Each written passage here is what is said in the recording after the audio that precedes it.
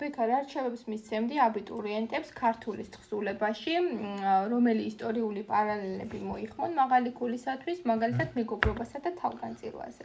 სოფლიოდან თუ საქართველოდან? ზოგადად ორივე თუნდაც.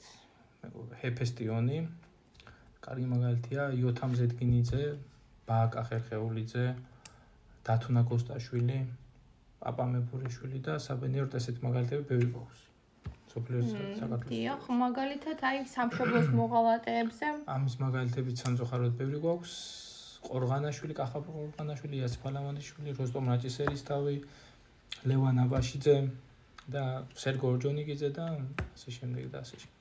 გმირქალებზე, რომელი ისტორიული ბევრი გვყავს, როგორც სოფლიოს საქართველოს ისტორიაში, ჟანა დარკი, ქეთევან წამებული, ფრიდა კალო, ეკატერინე გაბაშვილი, მარო მაყაშვილი.